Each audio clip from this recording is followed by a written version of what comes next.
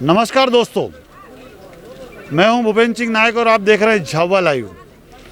सड़क तुझे गरुड़ था सबसे लंबे होने का, पर मजदूरों के हौसले ने तुझे पैदल ही नाप दिया।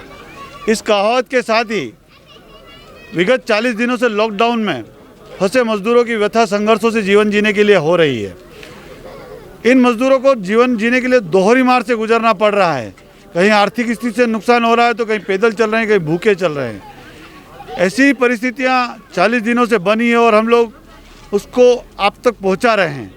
इसी कड़ी में कल सुबह 7 बजे पिटोल बॉर्डर पे एक दुखद घटना घटित हुई।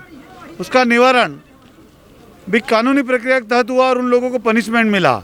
सवाल ये था कि जो मजदूर 3-3 हज़ार 2-2 हज़ार रुपये देकर गुजरात से अपने जिलों तक का गंतव्य पास बनाते हैं और उन्हें पिटोल बॉर्डर पर ही उतार दिया जाता है, वे तिल तिल होकर यहाँ से जाने के लिए मजबूर होते हैं।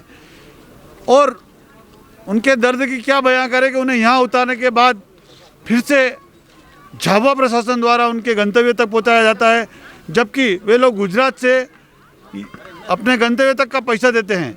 उसी कार्रवाई में कल सुबह वलसाड़ से सतना तक के परमिट के 3 गाड़ियों के ऊपर कानूनी कार्रवाई कर उन्हें पिटोल चौकी के ऊपर जब्त किया और मुकदमा दर्ज करवाया। उन्हें मुकदमा दर्ज कराने के लिए झाबुआ के तहसीलदार श्री हर्षल बहरानी द्वारा उनके ऊपर कार्रवाई की गई। हम उनसे पूछेंगे कि सर, जो कल घटना घटी उनके बारे में बताएं और क्या घटना थी और आपने कैसे कार्रवाई की।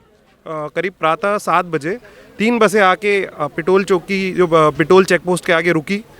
उससे सवारियाँ उतर रही थी, तो मैंने जाके उनसे पूछा कि यहाँ सवारी क्यों उतार रहे हैं, तो उन्होंने बोला यहाँ तक की हमें परमिट मिली है। उनका जब परमिट चेक किया तो वो वलसाड़ से सतना तक था। सवारियों से पूछा तो उन्होंने बताया कि हमसे 3-3 हज़ार रुपये लिए हैं सतना तक के और यहाँ उतार रहे हैं, और वो दादागिरी करने लगे कि हम यहीं तक उतारेंगे, हम इसके आगे नहीं जाएंगे। उनसे अनुरोध किया गया कि इसके आगे ले जाइए, बट उनने फिर दादागिरी करी, तो फिर हमें कार्रवाई करनी पड़ी। उनके खिलाफ हमने धारा 188, 269 और आपदा प्रबंधन नियम 52 ख के अंतर्गत उनके खिलाफ कार्रवाई की गई और उनकी गाड़ी जब्त की गई। और आगे से ऐसी घटना न की जाए और गरीब मजदूर के साथ ऐसी घटना ना हो, इसके लिए हम लोग आगे से जितनी भी बसें जाएंगी और वो अगर उनको गंतव्य नहीं छोड़ती हैं तो उनके खिलाफ यही कार्रवाई की जाएगी। सर, कल की घटना के बाद आज भी क्या गाड़ियों को चेकिंग हुई और ऐसी कोई पाया गया कि गाड़ियां छोड़ के जा रही हैं? हाँ बिल्कुल, ऐसी घटनाएं अभी तो 3 ही हमारे सामने ही पड़ी थी। 30 घटनाएं रेगुलर होती हैं।